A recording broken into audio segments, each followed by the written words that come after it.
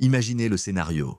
Deux ingénieurs chinois de sixième génération, aux commandes de chasseurs furtifs, fonçant droit sur le Pentagone à Washington. C'est la panique totale. Les réunions de crise s'enchaînent jusqu'à l'aube. Au même moment, l'Inde déploie ses missiles stratégiques aux quatre coins du globe, affichant une capacité de dissuasion mondiale sans précédent. La tension est à son comble. Le monde retient son souffle. En Inde, pourtant, l'assurance est absolue. Dans l'esprit collectif, l'armée nationale est déjà la deuxième puissance mondiale. Plus frappant encore, plus de 70% de la population est convaincue que l'Inde pourrait écraser la Chine sur le champ de bataille. Un optimisme pour le moins audacieux, mais derrière les fanfaronnades nationalistes, la réalité technique est bien plus grinçante.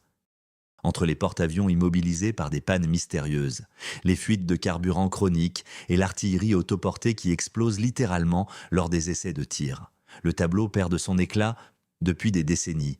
Les crashs à répétition de l'armée de l'air indienne soulèvent une question brutale, que beaucoup préfèrent ignorer. L'industrie de défense indienne est-elle réellement à la hauteur de ses ambitions, ou n'est-elle qu'un géant au pied d'argile? Alors, quel est le véritable état de santé de l'industrie militaire indienne, mensonge d'État ou puissance en devenir?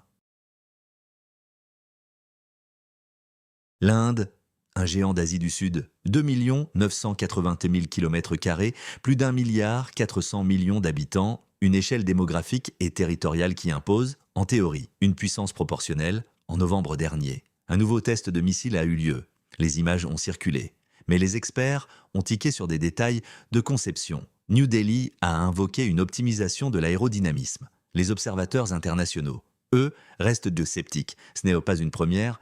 Les programmes balistiques indiens y sont marqués par une série d'incidents, systématiquement scrutés par les chancelleries mondiales dans la guerre moderne. La trajectoire est tout, c'est elle qui détermine la survie ou l'interception. Une erreur de contrôle, même minime, transforme une arme stratégique en un échec coûteux. Pour l'Inde, la fiabilité reste un chantier à ciel ouvert. Les succès existent, mais ils sont tentés par des failles systémiques. Prenons les fonds marins ailleurs. Ces événements provoqueraient des séismes politiques. En Inde, ils font presque partie du paysage médiatique de la défense. Août 2013.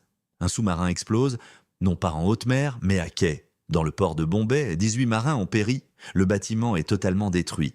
L'enquête est formelle. Une défaillance technique du système d'armement a provoqué une réaction en chaîne. Ce n'était pas une attaque ennemie, c'était une tragédie interne. L'un des pires accidents de l'histoire navale indienne contemporaine. Le mal ne s'arrête pas aux profondeurs, il touche aussi la surface. En 2018, un porte-avions en pleine rénovation subit un incendie majeur. La cause, des violations élémentaires des règles de sécurité sur le chantier. Les dégâts sont considérables. Après des années de réparation laborieuse, le navire reprend la mer pour des essais. Mais la mécanique refuse de suivre. Problème de propulsion, fuite de carburant. Le doute s'installe, froid et persistant. La question n'est plus de savoir si l'Inde a des navires, mais si ces navires sont capables de tenir leur rang en temps de guerre.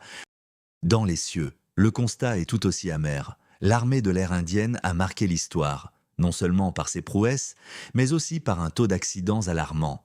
Face aux crashs répétés de chasseurs importés, les constructeurs internationaux ont dû briser le silence. Le problème, affirme-t-il, ne réside pas dans la conception des machines, mais dans les lacunes criantes de l'exploitation et de la maintenance au sol. L'armée de terre n'est pas épargnée. Des munitions défectueuses aux essais d'armement qui n'atteignent jamais les objectifs promis. Les défis sont légion. Certains projets de développement s'étirent sur des décennies, s'embourbant dans des complications techniques sans fin. C'est ici que réside la complexité majeure. L'industrie de défense indienne est une véritable mosaïque. Elle tente de fusionner des technologies et des composants venus de tous horizons, d'Europe, de Russie et de plus en plus des États-Unis, pour créer des systèmes dits nationaux. Si cette stratégie permet de mobiliser des ressources mondiales, elle crée un véritable monstre de Frankenstein technologique. Le défi de l'intégration et de la synchronisation de ces systèmes hétérogènes devient d'alors un casse-tête stratégique quasi insoluble. Pourtant, il serait injuste de ne voir que les ombres. L'Inde est aujourd'hui la 5e puissance économique mondiale, dotée d'un écosystème industriel en pleine mutation dans le secteur de la défense. New Delhi multiplie les efforts pour bâtir une autonomie réelle.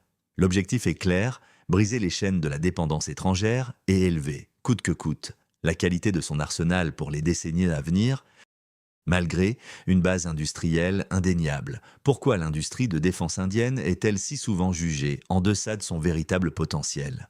Pourquoi ce décalage persistant entre l'ambition affichée et la réalité du terrain? L'une des réponses les plus troublantes réside dans l'opacité entourant les grands contrats d'armement. L'Inde est, depuis des décennies, l'un des plus gros acheteurs d'armes de la planète, mais à quel prix? Prenons l'exemple qui a fait couler tant d'encre. En 2016, New Delhi signe l'acquisition de 36 chasseurs Rafale auprès de la France, le montant total environ 9 milliards de dollars. Le prix moyen par appareil est apparu nettement plus élevé que dans d'autres contrats internationaux similaires. Une anomalie tarifaire qui a déclenché une tempête médiatique et soulevé des questions brûlantes chez les experts stratégiques. S'agit-il d'un simple surcoût technologique ou le reflet d'un système de gestion gangréné par le manque de transparence dans ce jeu de pouvoir et de milliards? La quête de puissance de l'Inde semble parfois se perdre dans les méandres de ses propres négociations. Au-delà des contrats opaques, un autre mal ronge la défense indienne. Le fossé abyssal entre l'ambition politique et la capacité industrielle réelle, New Delhi fixe des objectifs stratosphériques, mais se heurte brutalement à des limites technologiques, infrastructurelles et d'intégration. C'est dans les projets 100% indiens que ce mirage est le plus frappant. De nombreux programmes, lancés avec la promesse de standards mondiaux, finissent par voir leurs exigences de technique revues à la baisse pour s'adapter aux capacités locales. Pire encore, pour espérer voir le jour, ces produits nationaux restent désespérément dépendants de composants et de technologies importées. Prenons le Chalteja, présenté comme le fleuron de l'aéronautique militaire indienne. Ce chasseur léger a connu un développement chaotique. Problèmes de moteur, de matériaux, de performance de vol. Résultat, des décennies de retard pour un avion qui peine à convaincre les experts. Le scénario se répète au sol avec le char Arjun. Malgré des investissements colossaux, ce géant d'acier est la cible de critiques acerbes. Trop lourd, peu mobile et inadapté aux réalités du terrain. Il incarne l'échec d'une conception déconnectée des besoins opérationnels. Mais le problème ne s'arrête pas à la conception, la maintenance. Tendon d'Achille de l'Inde est criante de faiblesse. Le géant Hindustan Aeronautics Limited, HAL, pilier de l'aéronautique nationale, est régulièrement pointé du doigt, entre processus de révision inefficaces et négligences répétées. Cette gestion défaillante a conduit à de trop nombreux accidents évitables par le passé. En conclusion, avec sa puissance économique au 5e rang mondial et sa démographie galopante, l'Inde possède indéniablement les fondations d'un empire. Pourtant, le chemin vers l'autonomie stratégique est pavé d'embûches. Pour passer du statut d'importateur massif à celui de créateur de technologies souveraines, New Delhi doit résoudre une équation complexe, réformer sa gestion, moderniser ses infrastructures et, surtout, combler le fossé entre ses ambitions politiques et ses réalités industrielles. L'Inde n'est pas un pays faible, mais c'est une puissance en quête de son identité technologique. Son défi n'est plus seulement de posséder des armes, mais de garantir que chaque missile, chaque navire et chaque avion soit le reflet d'une excellence sans faille. Dans la course effrénée qui l'oppose à son voisin chinois, l'erreur n'est plus permise. La question reste entière. L'Inde parviendra-t-elle à transformer ses faiblesses en force avant que l'équilibre des pouvoirs en Asie ne bascule définitivement, selon vous?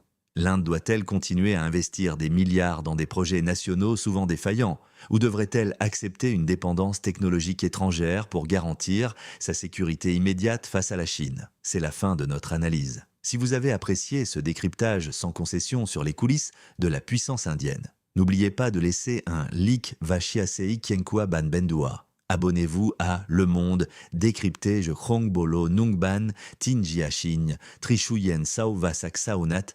Merci de nous avoir suivis. Et à très bientôt pour un nouveau décryptage.